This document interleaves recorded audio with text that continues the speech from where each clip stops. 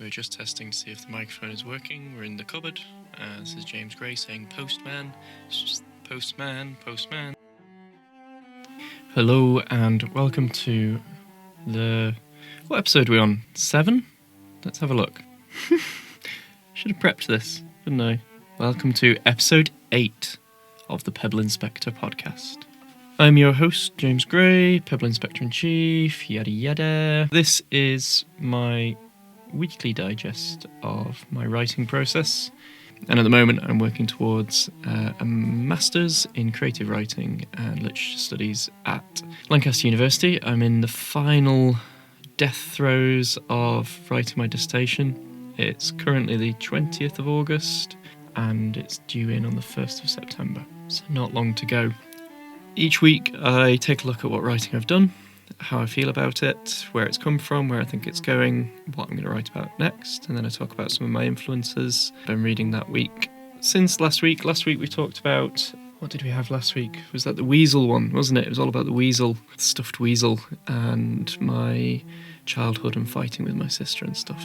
So that piece, I carried on fettling with it, took out some of the longer sections about my school days because they were nice to write about, but I'm not sure they were progressing things quite as much, which is a tricky balance because that whole piece was about divergence and non-linear storytelling and going off on mad tangents.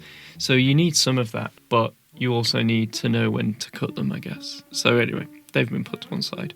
So I took a lot of that stuff out, changed some of the ordering, looked at some of the tense use and things like that, and I got to a point with it where I think I was really just kind of messing around at the edges, and it's a bit like, you know, when people talk about when you do a painting and you can get to a point where you spoil it because you keep changing things, and I suppose I was at risk of doing that, so I stepped back from it and decided I just gave myself the weekend to keep rereading it and small changes and what have you, but generally left it alone after Sunday. So I was really pleased with that. I think I'm pleased with it as a piece.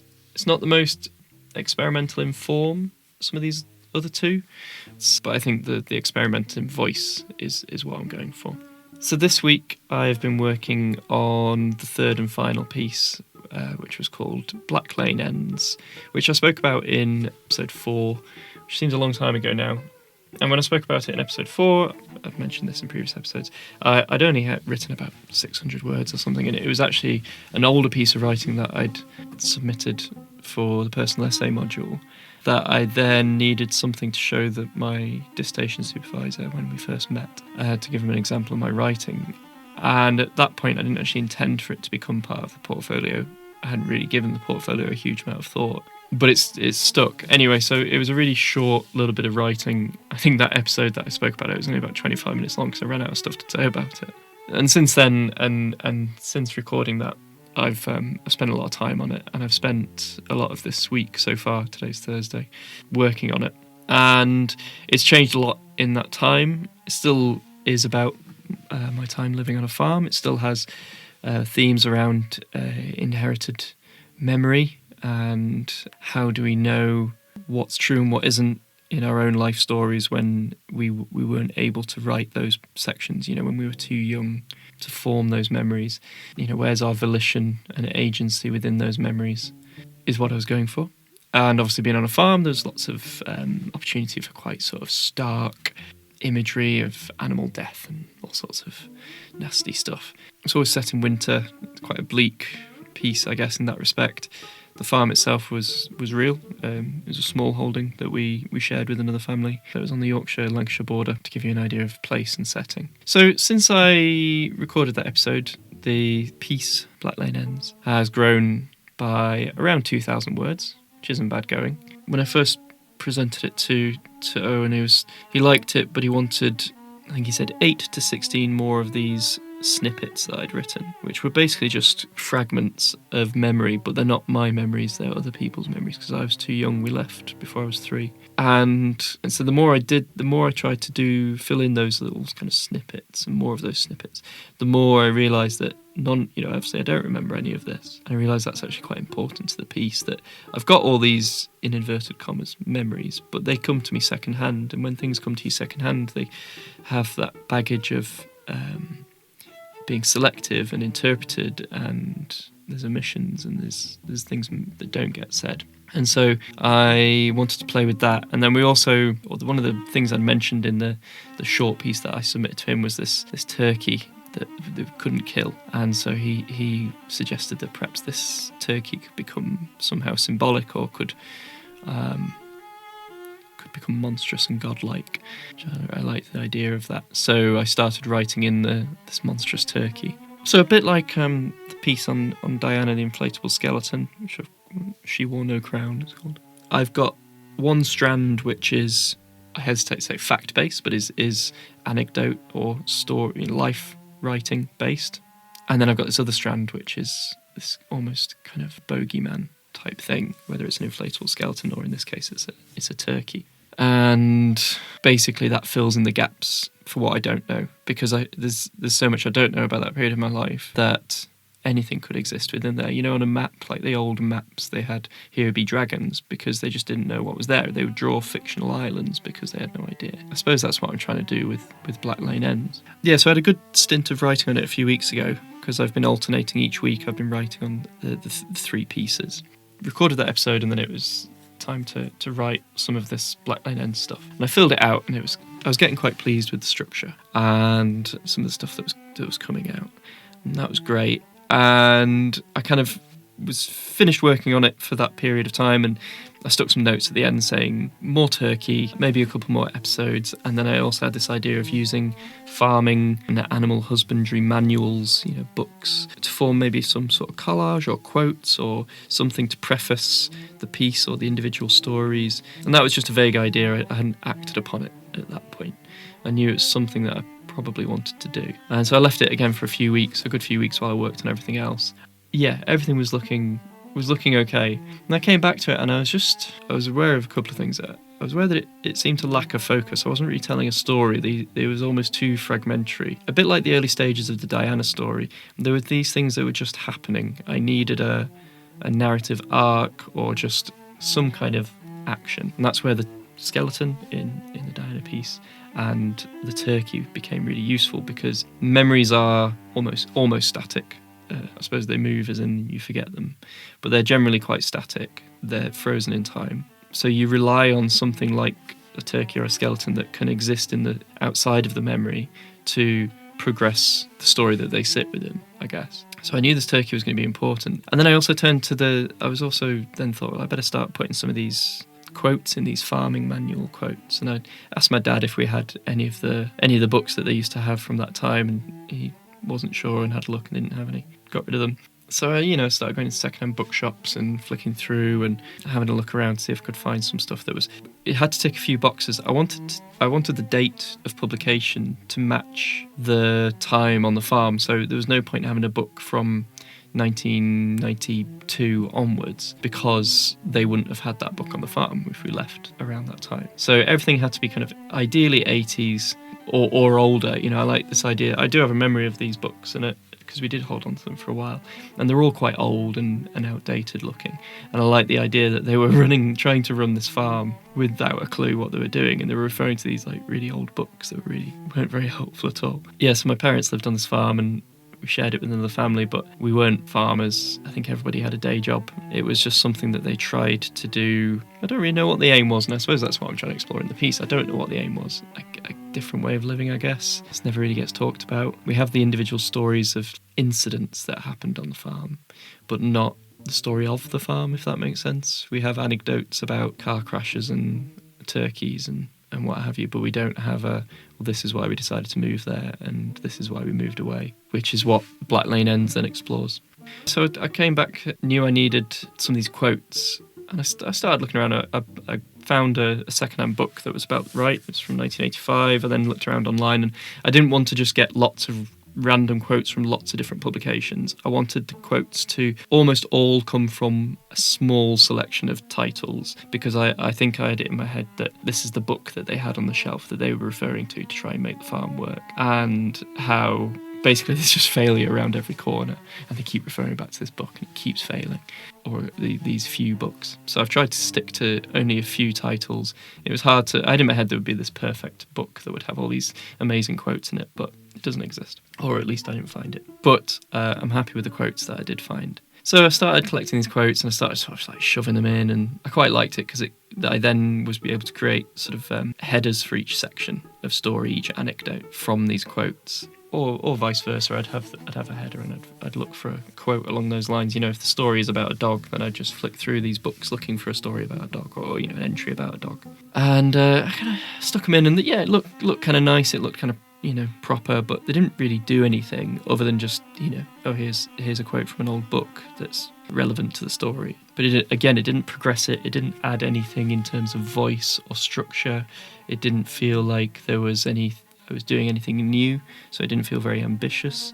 And I think I said in that earlier episode that the piece started from a poem or a lyrical piece that I then used as a counter to write some of the other stuff. And I didn't want to lose sight of the poetry of the piece. I almost see it as a prose poem. Compression of language, the way I've broken things up into quite neat little paragraphs, not a lot of explanation, quite a lot of imagery. Yeah, I've tried to stick to a prose poem form, which I did do in previous submissions for personal essay. So I was thinking about that, and I was thinking about how I can develop the concept a little bit beyond just looking a bit kind of samey. So I started wondering about somehow I was going to do visual collage with these fragments, you know, cutting them up and stuff. And then I had the idea of things like found poetry, and then eventually I hit upon the idea of blackout poetry, where you take a text, or in this case found text, and then you literally black out parts of it, leaving just certain words exposed. And if you read those words in isolation, they create a poem, essentially. It tends to be very fragmentary, very not always particularly linear in how it tells its story. And I liked that. It's the kind of thing I like. I talked about, in the episode I did about the reading list, I talked about Paul Celan and his poetry in it. And I suppose I was interested in creating something like that, where you're not sure what's going on, but there's a collection of words that seem to be connected in some way, in some kind of semantic way. These words are connected, and you can then pluck your own meaning from them. But within context, perhaps that meaning becomes more obvious, I guess. So I started experimenting with that. Each section is now preceded by a blackout poem taken from these texts, which isn't a great form for podcast. You know, it doesn't really work on audio, but I think it works really well on the page, so sodges. I'll try to explain. No, I won't explain what it looks like, but when I do some readings, I'll perhaps do some readings of the original text, and then blackout poetry that came from it is perhaps useful. As ever, I'll do some readings of the piece, and I'll probably talk a little bit more about the process of this. I'll read the first, not quite the first 2 pages, but first page and a half. Black Lane ends. Small holding. Small, sane men and women abandoning, struggle, accepting. Stern discipline, near forgotten. The Challenge of Smallholding, 1985. To frost and touch the scratching grey above the scrawled trees, banking high, cloud scoured and flat, shadowless dawn breaks at a sociable hour. Black-grey sludge of last year's leaves ground beneath reluctant tire. I was born in January. We lived on a small holding that is always called the farm in our collective remembering. Each winter we were cut off from the main road by snow and kept 2 large freezers stocked for winter drifts. We kept goats and turkeys for cash, with a small flock of heritage breed sheep, an act of amateur role play. We left before I was 3. Lambing. In his natural position, his head, giving, little trouble, withers, abnormally, swollen, must be pulled, never neglect, absolutely, or it will be dead. Lambing Rules, 1915. As they stitched, sutured my mum, post-birth, post-me, they asked, "Are you doing anything for Burns Night?" Tonight? Probably just this. Born in January meant lamb soon followed. My mum was kept away from the heavy and labouring ewes until I was born, for fear of miscarriage. I wasn't born in a barn, but I spent those early months swaddled in hay, nestled in bales whilst parents pulled still or wriggling sacks from screaming ewes. They were self-taught, book-learned. One lamb arrived blue and unmoving. Fluid filled its lungs.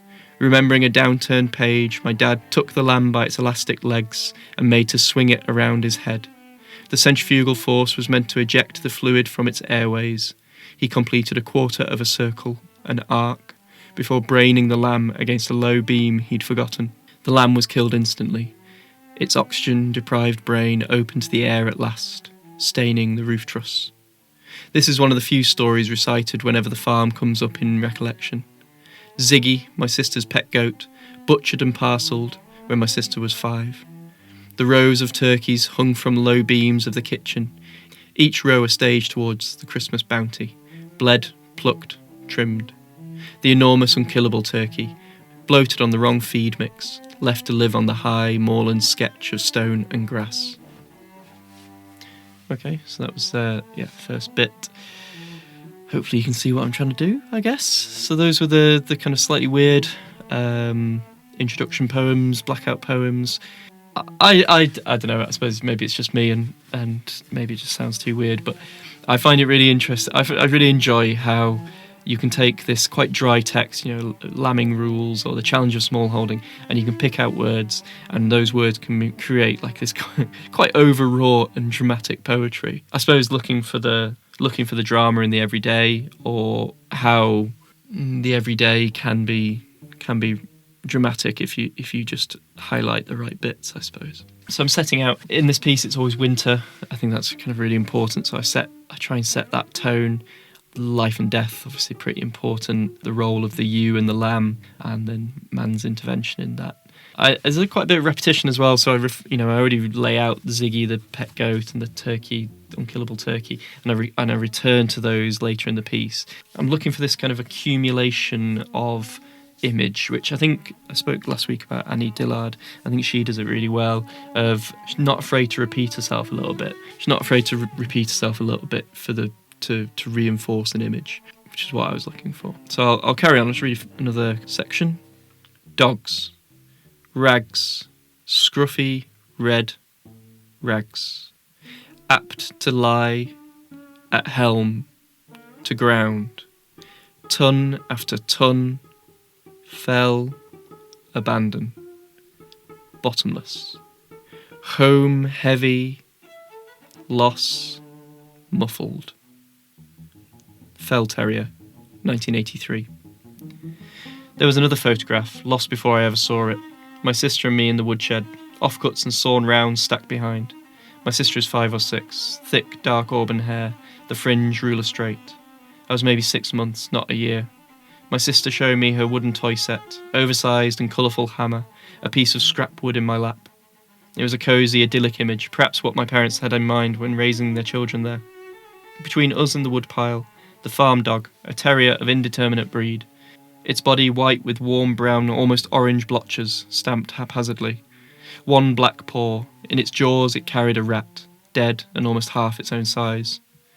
The photograph may never have existed, the story too good to need evidence. I do not know the dog's name, and I doubt my sister could recall it either. It must have been soon after the photograph was taken that the dog went missing. Lodged in a rabbit hole, overcome by instinct and unable to back out, there it died. The colour of its paw and circumstances of its death recalled with ease, but not its name. So that's sad, isn't it? Little doggy. I did worry a little bit that I was overdoing some of the animal death and grimness, but that is the register of the piece, and I think it is, I don't know, it's fine to do that. It's almost like a bit of a genre, isn't it? It's not horror, but it's a kind of animal horror auto-fiction biography piece. I don't know. Sometimes you've got to lean into that stuff. I think you can be a bit wary of. I think we've as a society, as a creative society, we've shied away from overdoing things and being a bit overwrought. And my language generally is quite reserved and clipped and tight and compressed, which is part of that. But I think the imagery. I think you should allow the imagery to go places. I think Annie Dillard does this very well. She allows her brain, her mind, to take her away from the scene in front of her and make associative leaps and creative interpretations of what's in front of her. And I think that's okay. I think that's good to do. So yes, I am leaning into the dark side with this piece. But I think as a part of a collection, if every piece was like this, it could be too much. This one is particularly dark. She Wore No Crown, the Diana piece, is still dark. We've got a skeleton and death and mourners and stuff, but it's there's enough weirdness in it to perhaps lift it out of being just maudlin. And then Weasel is in a much more sort of comic register with a very different voice. And even Black Lane Ends, even this piece, I think the giant unkillable turkey is silly enough an image that it lifts the rest of the piece from being too kind of navel-gazing and maudlin. That's my hope, anyway. I wanted it to feel like... I wanted both this and She Wore No Crown to feel a little bit like ghost stories, uncanny stories.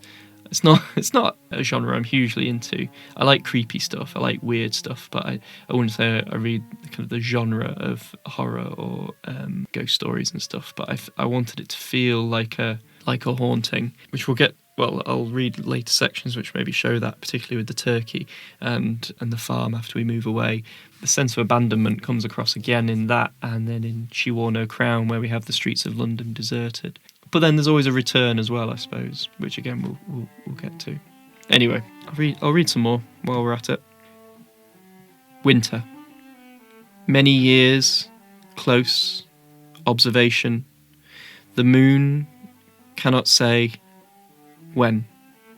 These storms, moving from south to north, seldom return. A storm glass may save you. Lambing Rules, 1915. Lamb's ears are almost translucent, tentative and vital whirls of blood, brief and branching patterns beneath thin, soft fur. A newborn lamb is only delicate for a few minutes, as the ewe licks it clean and pushes blood around the panting body. Within hours they are robust and standing and butting at the ewe's teats, hungering and frantic. Likewise, the mother, exhausted from labour, is most vulnerable in the hours after birth. They share a window of susceptibility, in which gales and sleet, snow or disease may take aim at either or both. The lamb, reliant on the warmth of its mother, and the mother, reliant on the warmth of last summer's sun. If passed, they will never be so vulnerable again. The winter of 1990 to 1991 was severe. The Burns night storm killed almost 20. It was my second birthday. Ewes, dead and dying, those in Lamb making up the majority of dead, excavated from snowdrifts covering the dry stone walls that stitched the farm to the hillside. The track leading from the farm to the road obliterated, the road itself impassable. That was our last winter at Black Lane Ends. I do not think it was the harshness of the winter that led to the sale of the farm, nor was it the lack of profit that could be scratched from the thin and sodden ground. Both sets of parents, worked a day job. The farm was little more than a hobby, a staked claim of romanticism, or perhaps wild optimism, a last stab at collectivism, an alternative way to order a family, families, labour, a cross and between blood and marriage, an attempt at something else. When those threads unravelled, it was these man-made bonds that broke first. Their knots proved insufficient to whatever strain they were subject to, the kind of summer-born dreaming that does not survive the first waking frosts. Ideas and idealists unable to last when open to the cold, bright air, a construct untested by winter gales. So that's where I'm sort of addressing the I suppose you could call it the failure of the project to live on the farm. Again, I don't know if it was a failure, it might have been just a nice conscious decision by everybody to move on, I don't know. And family ties, which is why we talk about the ewe and the lamb, which is one of the ewe-lamb relationship was something I was keen to keep in there. Also, unconsciously, I've got talking about suckling, and in the piece about Diana's skeleton balloon, we've got foxes suckling at the end, so I think that's obviously I'm sure Freud could have a flipping field day with that, but there we are. What can you do? And then also, not to explain the joke, but it's not a joke, but ideas and idealists unable to last when opened to the cold, bright air, which is a reference to the lamb having its head bashed off a beam. The use of winter weather, winter gales in my metaphor and stuff is obviously pretty important. I'll read to the end from a page in a bit. I've started describing the turkey, but this is where it really sort of takes flight, if they could fly, I suppose. Market.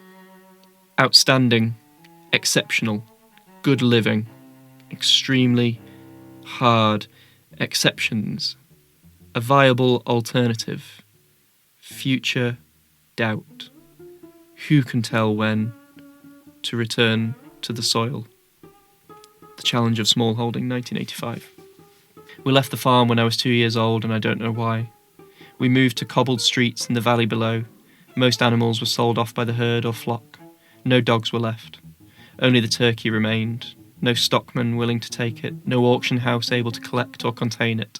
The wind whistled when it passed between the stone of the walls, each boundary harmonising with the next. The chains were loosed, and the yard became a kingdom for that bird. The turkey strutted and gargled amongst those singing fields. Gates still held shut by pink-white baling twine thrummed in winter's gales. Slates, quarried and cleaved from the surrounding land over a century before, shook from the roofs by the same gales and smashed to dust amongst the cobbles of the yard. From the terraced rows in the valley below, the hills and pastures of the farm were still visible. In midwinter the sun did not reach the frozen yards or narrow ginnels that divided terraces, but the low winter sun, before dipping below black moor, lit the splayed and glinting fan of the turkey's tail. Bigger than any farm, throat stretched high and taut and living, defiant, the gaggle and gurgle flowing out and down amongst the fields and over the walls and washing the valley sides and pooling in the valley bottoms and streaming between hard scoured slopes to wash amongst the potholes and outhouses of the close-by streets. Land, acceptance, discipline, the greatest. Step towards freedom and nowhere. True, a slave, tyrant. The Challenge of Smallholding, 1985. I drove the moor one spring, past those walls 30 years after we left. The farm was gone, the stone truth of the buildings remained, but converted and divided. Yards enclosed and grassed. The surrounding land parcelled and sold as meat.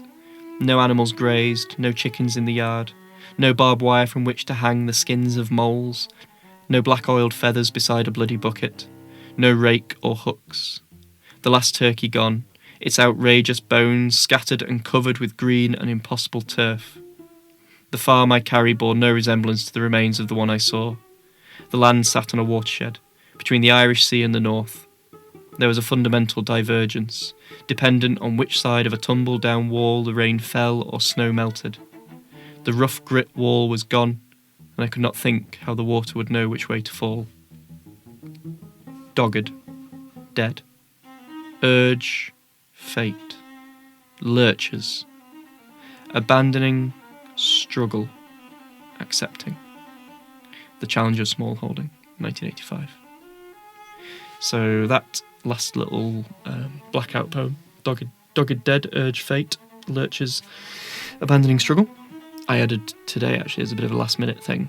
Well, not last minute, but I don't know, I was rereading some of the passages that I'd taken from the manuals and just having another read through to see where I'd used them and what have you. And I just, those words, dogged, dead, urge, fate, really stood out at me, and I wanted to use them. And also, I really like the closing lines. The rough grit wall was gone, and I could not think how the water would know which way to fall.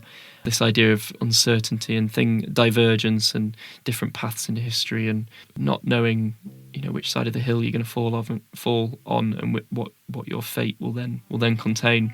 I really liked that as a finishing note, but it also, I think I needed to tie it back up to the beginning, and so the use of that blackout poem. It's actually taken from the same paragraph that the opening blackout poem is taken from in the same book. So it's the same paragraph, but I've chosen different words, or largely different words, to create a separate poem. Which, I don't know, is that clever? I think that's clever. I think it's pretty good. Pretty proud of myself, little old me. So what I might do is let's look at some of the passages that those poems came from. I think that's kind of it. I guess that's kind of interesting. So okay. So this is a passage from Challenge of Smallholding. The original passage was, "The acceptance of discipline is probably the greatest step towards freedom a man can take, and nowhere is this so true as in smallholding. How easy it is to let the 7 days a week routine become drudgery, be overwhelmed by work unfinished, and to lose sight of the original aim. This is the prelude to disaster in which soil, crops, and particularly livestock can suffer as much as the farmer. The failure of projects leads to parsimony, which goes hand in hand with waste. The holding becomes a slave-driving tyrant. Which in itself is actually a pretty funky sentence. And that was originally probably what I would have used, unadorned, as a quote. Because I think it is pretty good. I think it's nice. And it sets out a lot of this idea of failure and drudgery and how it's basically the dream doesn't survive reality, which is something that I talk about in the piece.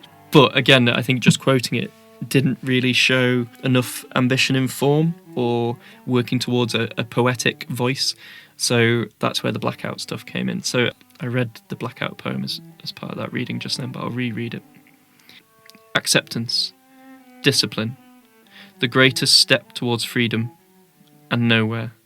True, a slave, tyrant. Yeah, so I think that works pretty well, and then we'll have another look for another one. There was really, the dog one was pretty good.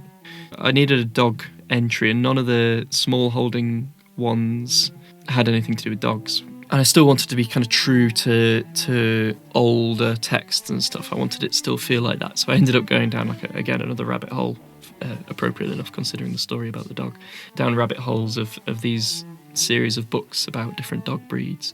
Found this one about fell terriers. Now, the dog I don't think was a fell terrier, but I think because I was looking for something to do with uplands and moors, and obviously the fell's slightly different, I accept that, but it felt like a nice tie-in to the kinds of upland landscape I was talking about.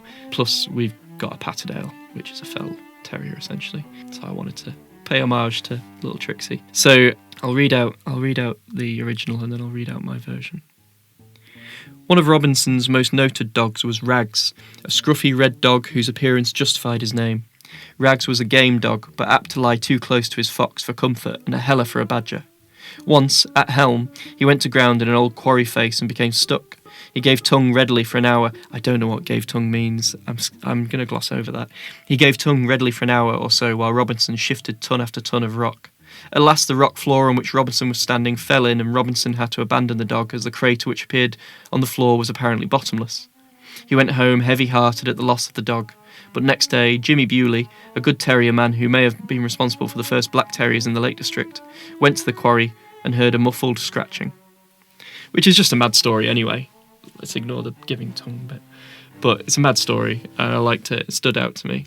That book that it came from, Fell Terrier, has the maddest introduction as well. It's like describes driving from the Midlands up to the Lake District, and it's like, you'll pass Preston, don't turn off here unless you want to talk to so-and-so who breeds such a dog, and you'll be passing Carnforth, which is the home of such an animal. It's just really strange. So I'll read the dog section. Rags, scruffy red Rags, apt to lie at helm to ground, ton after ton, fell, abandon, bottomless, home heavy, loss, muffled. Which again, I think Rags, scruffy red Rags was what I started with there. I thought it was really cool. I was talking to my partner about this and I was explaining what I'd been doing that day with writing these things, and she had a read of the piece and she was like, I really don't get these things here, these blackout things. I was like, I know, like if you just read them normally, they don't make sense. Obviously they don't make sense. If you just read it as like Rags, scruffy red Rags, apt to lie at helm to ground, ton after ton, fell, abandoned, bottomless, home heavy, lost, muffled, like it doesn't work, does it? I said the trick is, and it does feel like a trick, is you lend them profundity. I didn't use that word. You make it sound profound in how you read it. It's quite an oral thing, I suppose, as opposed to when you read it on the page, and you're perhaps hoping that the reader has it in their mind to read it in that way. I think, if I'm talking about like the markers and stuff, somebody who's going to read this piece, I presume they're going to have that in their mind to expect that kind of writing. They're going to read it in a poetic way. So yeah, if you read it just as like a list of words, it doesn't make sense. But if you read it in like a, with emphasis and pause and stuff, then it works a little bit better. I got to a position this week. I started writing on this on Monday. Today's Thursday, and I did a lot of this on Monday. I think perhaps Tuesday was when I moved through into the blackout poetry, or maybe even really late on. I worked till almost 3 a.m. on Monday, so it's hard to tell. But blackout poetry then came through, and so by the time we got to Tuesday, yeah, that's right. By the time we got to Tuesday, I was feeling like it's kind of almost done. If not done, then at least like this is what it's going to be. I can just fettle around the edges. Just where I'd got to with the Diana piece and with Weasel. I then started to play around with putting the whole document together as a single collection, working with title pages and an epigraph and the order in which they were going to appear and things like that. So that felt like a really big step, actually. And I've been playing around with that quite a bit on Wednesday, on Tuesday, sorry. And I kind of got to a position where I think it was like pretty much done, which is weird to say. Yeah, I was pretty happy with how all the pieces individually are looking. I can still adjust them, I can still read through it. Did my usual trick of reading out loud and recording it and listened back to the last week's podcast and did some adjustments on Weasel as a result of that, which has been really instructive, really helpful. And then even just putting it together into this single document really helped me, because I started to see repeated phrases and words and things that were maybe getting a little bit too kind of overdone. I was able to tweak those. The only problem was I had like two versions of the same stories. I had one in this dissertation draft document, and then I had the other one in just the piece document. But anyway, so I've been playing around with that. And I came up with a title. That's pretty cool for my dissertation. So the dissertation's called Statement of Fact, which obviously is playing around with the fact that half of it's not true. I had all sorts of names like inheritance. I was going to call it Black Lane Ends. I was going to call it Rodent.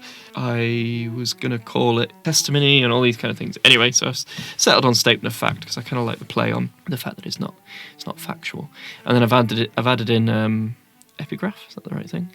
Page, which is just a quote from the start of the film Fargo, which is, hang on, here we are. I forgot to zoom in because this document's so big. It's 37 pages long, this document. At the request of the survivors, the names have been changed. Out of respect for the dead, the rest has been told exactly as it occurred. Fargo, 1996. Which, again, is another play on the Statement of Fact, because Fargo is fictional. It's presented as fact. I originally was thinking about those, is it like the Twilight Zone or something like that, where it's like everything you're about to see is true, and then it'd be some mad story. And it's the same thing. I wanted to play with the idea of fact, and not so much fiction, but perhaps imagined fact, or something along those lines. And then my contents page, and I decided to go for the order of Black Lane Ends first, so the one I'm talking about today. She wore no crown, so that's Princess Diana, and then Rodent, because they get successively longer. Successively? Yeah. So they get longer, each piece is longer. Black Lane Ends is this very dark register with blackout poetry and then some animal death and bleak winter scenes.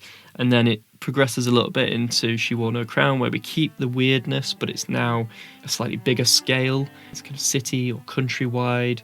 We have a much sort of stronger fictional thread. It's two concurrent narratives, one completely fictional with the balloon, and one that's seemingly factual, which is me as a child experiencing Diana's death, and eventually they get closer and closer until I enter the fictional world, essentially, or the fictional world becomes part of mine. And then we've got Rodent, which is a very different kind of, we've got the kind of funny element of it. It's told in a completely different way, because I think if I opened with that and then switched to this much darker and whatever fantastical tone, it would be a bit breakneck. Whereas building with the first two in this very quite dark and quite uncanny and quite strange life writing, and then switching to a kind of a funny but still very weird finale feels right to me, and I won't be told otherwise. And the other thing I've done is I've added some visual elements. So in one of my submissions for the critical essay module, I had elements of like collage and hand-drawn stuff that I then put into the document, created some like fake postcards that I could then put some of the poems and stuff on. And it was well received. Obviously, we don't get marked on artistry or that kind of creativity, but I think presentation of the work is important and how it looks on the page, and I think that is taken into account. And I wasn't going to do too much with this because it's the words should speak for themselves, but I wanted to add in a little something. And actually, I got asked by a friend for a picture of me as a child. I think they're getting married, so they wanted to put together like some best man stuff, and which may, if the groom is listening, I don't know if that... I've probably spoiled the surprise, I'm sorry. And I don't really have that many pictures of me as a kid. I certainly don't have them like readily available, which again just like absolutely ties into all these themes that I talk about in these stories, particularly Black Lane Hens. But I found one that I must have taken, must have had a copy of on my phone, and it's me and my sister, and it's a really funny photo. I've got like a flat cap on. My sister is wearing a wax jacket, and she stood in this like really like standoffish, quite arch way, like her chin's quite raised. She's not smiling. She looks like she's a detective in a ITV series, or like a judge on, what's that one where they sit at the top of a ladder, and then, well, not a ladder, but like top of some stairs, and then Bradley Walsh asks, yeah, that one anyway. She looks like something like that, and then I'm just like this little kid in front. So I thought that was quite funny, so I kind of stuck that in, but I did some processing to it to make it all kind of grainy, and then it kind of looks like a newspaper print. And then I've then hand drawn some like devil's horns and scratched out the eyes and put a mustache on my sister, and then some bunny ears and a little smile on me, again like playing into this sort of childhood element. And because photographs are so key to all the pieces, certainly the first two, Black Lane Hens and She Wore No Crown, photographs are like completely crucial to it. Yeah, I thought kind of appropriate. And then I didn't add any visual element to Black Lane Hens because I already have the blackout poetry, which feels very, very visual, so I didn't bother with anything for that. But for She Wore No Crown, I've added in, again, I got a photo of a skeleton balloon thing, like a helium balloon off Amazon or whatever. And then, again, did some processing to it to make it look like a kind of a newspaper, grainy, old newspaper, or perhaps photocopy of a photocopy. Again, thinking about this like passed down simulation and simulacra, copy of a copy of a copy, and how you degrade the original image as you do that. And I've scratched out the eyes again, so this idea of anonymity, I suppose, and occlusion and redaction in story. And then Rodent finishes with, and I made photoshopped a weasel with olives in its eyes, and I did the same treatment process to it to make this kind of like newspaper thing. So I guess with the newspaper style, I'm trying to go for this idea of like reportage, or this stuff could have happened because it made it into the local paper or something. What's it called? It's the journal of record that certain newspapers are considered to be. They are the historical journal of record. So journal of record could have been a good title, actually. Anyway, too late now. Well, it's not too late, but I'm not changing it. Sodgies. So I was really pleased with that visual. And so by Wednesday evening, Thursday morning, I was kind of struggling to know what to do. I could keep picking away at stuff. My word count was a bit over. I was a bit concerned about that. So I did have to go through, do quite a bit of editing. Not a bit of editing, but just like compressing and trimming and looking for stuff that I could do without. So the word limit is 12,000. Currently, including all titles and contents pages and those little citations of the quotes that I've used for blackout poetry and everything, which do add up. It's currently sitting at 12,121, which is basically 1% over the word count. And I'm hoping that if you then take away the titles and take away those citations, whatever you call them, and the contents page and what have you, it's more like 20 words over, 18 words over. Surely that's okay. I just don't think I can take anything else out. That's the problem. I could take the epigraph out, but I'd actually really hate to lose that because I think it really sets the tone. Anyway, we'll deal with it. I think they're quite flexible. They should be, shouldn't they? It's creative. So yeah, I got to that point. And also I think I was getting a bit blind to it because I'd been looking at it so much, particularly with all of them actually. I was struggling to have any new creative insight with it. So instead, I decided to give myself a break from them and move over to the critical reflection, which I started writing yesterday. And I will talk about that next week in more depth because I think it deserves its own chat. I'll talk about that, but again, I think I'm in a position where it's looking pretty good. I've done it as a style of like a self-interview, which is maybe what I'll carry over. I'll maybe just do that as the episode next week. As a self-interview, I really struggle with formal essay form, and I don't feel confident writing in that style. I think I've said that before, perhaps. It's something I really struggle with. So the way I kind of trick myself into writing them is to write them creatively, is to treat them as a creative piece, and then sort of mash it into some form of an essay. I was going through collecting references and journals and titles, and then looking through the books that I've been reading and picking out quotes and stuff. So I spent a lot of yesterday doing that. Yeah, and I think I'm quite pleased with where it's gone. I'm not saying it's perfect, because I just know it's not my strong point. I think I've got to hope that marks elsewhere in my degree carry me through on that. But yeah, we'll see. Anyway, we'll talk about it next week. Yeah, an interesting writing week in that it was really 1 and a bit solid days of writing, and then a lot of fettling, an awful lot of fettling. But I suppose that's the stage I'm at. And then it felt good to get the critical reflection underway, because it's something I've been worried about, and I've still got a week to go.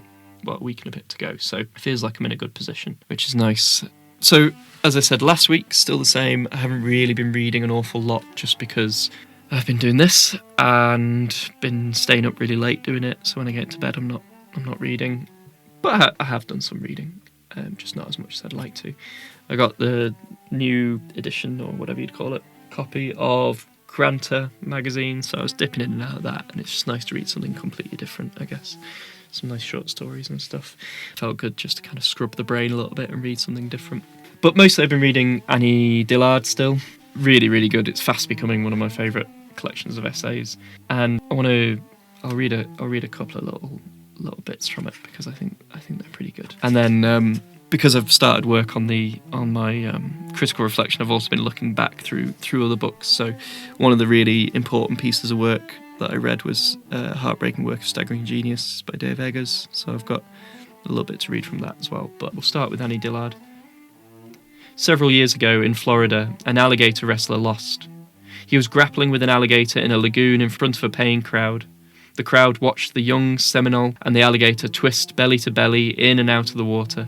After one plunge, they failed to rise. A writer named Lorne Ladner described it.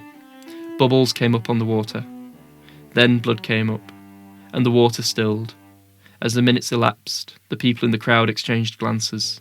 Silent, helpless, they quit the stands. It took the Seminoles a week to find the man's remains. At its best, the sensation of writing is that of any unmerited grace. It is handed to you, but only if you look for it. You search, you break your heart, your back, your brain, and then, and only then, it is handed to you. From the corner of your eye, you see motion. Something is moving through the air and headed your way, on 2 white wings. It flies directly at you. You can read your name on it. If it were a baseball, you'd hit it out of the park. It is the one pitch in 1,000 you see in slow motion. Its wings beat slowly as a hawk's. Push it, examine all things intensely and relentlessly. Probe and search each object in a piece of art. Do not leave it. Do not course over it as if it were understood, but instead follow it down until you see it in the mystery of its own specificity and strength. Only by persistent assault will the live image capitulate and give up its secret to an unrelenting line. Who but an artist, fierce to know, not fierce to seem to know, would suppose that a live image possessed a secret? The artist is willing to give all his or her strength and life to probing with blunt instruments those same secrets no one else can describe in any way but with those instruments' faint tracks. I admire the world for never ending on you, as you would admire an opponent without taking your eyes from him or walking away. Really, really good. I could just keep reading that. I really like this idea of wrestling an alligator and that being the kind of writer's lot, and you've got to be there to receive it. Is really good. And then push it, examine all things intensely and relentlessly. It feels very much like the Pebble Inspector's Code, doesn't it? So I read from the Eclipse section last week, and then interestingly, one of the essays I read last week while I was still working on Rodent was actually called The Weasel. So I'll read the first paragraph from that. It felt very appropriate. Again, with the Eclipse felt very appropriate. So it feels like Annie Dillard has arrived at just the right time in my life. A weasel is wild. Who knows what he thinks? He sleeps in his underground den, his tail draped over his nose. Sometimes he lives in his den for 2 days without leaving. Outside, he stalks rabbits, mice, muskrats, and birds, killing more bodies than he can eat warm, and often dragging the carcasses home. Obedient to instinct, he bites his prey at the neck, either splitting the jugular vein at the throat or crunching the brain at the base of the skull, and he does not let go. One naturalist refused to kill a weasel who had socketed into his hand deeply as a rattlesnake. The man could in no way pry the tiny weasel off, and he had to walk 1/2 mile to water, the weasel dangling from his palm, and soak him off like a stubborn label. And once, says Ernest Thompson Seton, once a man shot an eagle out of the sky. Examining the eagle, he found the dry skull of a weasel fixed by the jaws to the bird's throat. The supposition is that the eagle had pounced on the weasel, and the weasel swiveled and bit as instinct taught him, tooth to neck, and nearly won. I would like to have seen that eagle from the air a few weeks or months before he was shot. Was the whole weasel still attached to his feathered throat, a fur pendant? Or did the eagle eat what he could reach, gutting the living weasel with his talons before his breast, bending his neck to clean the airborne bones? Oh, Annie. So yeah, really good stuff. Again, like little bits of kind of naturalistic body horror, kind of pretty full-on descriptions, and just examining something like, isn't that fucking weird? I think that's really cool. I think it's just, yeah, it's the best. I want to turn to Eggers with Heartbreaking Work of Staggering Genius. I spoke about this ages ago, about the cringe that I feel about writing about myself, because like, well, who am I to write about myself? Like, I'm not in any way interesting or extraordinary. And yeah, and I sort of, and I happened to be reading this around that time and thinking about all that stuff, and this really helped me, basically. The whole book helped me, but whatever. So there's a section, it's like chapter 6 or something, where Eggers is being interviewed to appear as a contestant on an MTV reality show. So this is in the very early days, just before Big Brother maybe, but they were all going to live in a house and be observed. So he's being interviewed, but he uses the interview as a way of basically just espousing, self-interviewing, a bit like I've done with my critical reflection. It's a device within the book. I think he did get interviewed, but obviously it's just a thinly veiled way of doing it, and which he then refers to in another section of the book. Then why are you talking about exhibitionism? It's a ridiculous term. Someone wants to celebrate their existence and you call it exhibitionism. I'm going to skip a little bit because I know it's not a slur, but it's very close to a slur. So I'm not going to say that bit. So I'm just going to start again. Then why are you talking about exhibitionism? It's a ridiculous term. Someone wants to celebrate their existence and you call it exhibitionism. If you don't want anyone to know about your existence, you might as well kill yourself. You're taking up space, air. And then the questioner asks, what about dignity? You will die, and when you die, you will know a profound lack of it. It's never dignified, always brutal. What's dignified about dying? It's never dignified, and in obscurity, offensive. Dignity is an affectation, cute but eccentric, like learning French or collecting scarves, and it's fleeting and incredibly mercurial and subjective, so fuck it. And then he in the page before that, actually, he talks about how he's talking about his parents' death, and the questioner, the interviewer says, like, you're not worried that you're kind of giving away a lot. What am I giving you? I'm giving you nothing. I'm giving you things that God knows, everyone knows. They are famous in their deaths. This will be my memorial to them. I give you all these things. I tell you about his legs and her wigs, and I do so later in this section, and relate my wondering if I should be having sex with my girlfriend in front of their closet the night of my father's service. But after all that, what in the end have I given you? It seems like you know something, but you still know nothing. I tell you and it evaporates. I don't care. How could I care? I tell you how many people I've slept with, 32. Or how my parents left this world. And what have I really given you? Nothing. I can tell you the names of my friends, their phone numbers, but what do you have? You have nothing.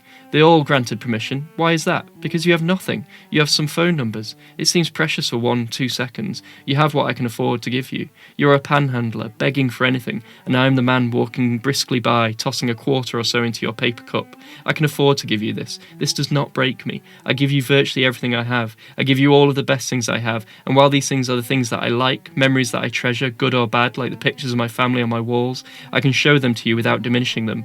I can afford to give you everything. We gasp at the wretches on afternoon shows who reveal their hideous secrets in front of millions of similarly wretched viewers, and yet, what have we taken from them? What have they given us? Nothing. Yeah, it's just really good, isn't it? Right. Okay, I think that's everything for today. Thank you all for listening. I know of at least 2 people that have listened to it now, so that's good. I had something profound to say. Who knows what it was, though? I'm sure it was very exciting. Okay, so next week I'm going to talk about my critical reflection, and then probably also just a final farewell to the dissertation. We'll probably look at some of the changes and stuff that have taken place and what have you. And then the week after that I will be done with my dissertation, but fear not, loyal listeners. I fully intend to carry on making this podcast because I fully intend to carry on writing. Yeah, because as Eggers says, if you don't think it's worth talking about, what's the point? All that remains is to say good luck in all your future endeavours. Godspeed. Bye bye bye bye bye bye bye bye bye bye bye bye.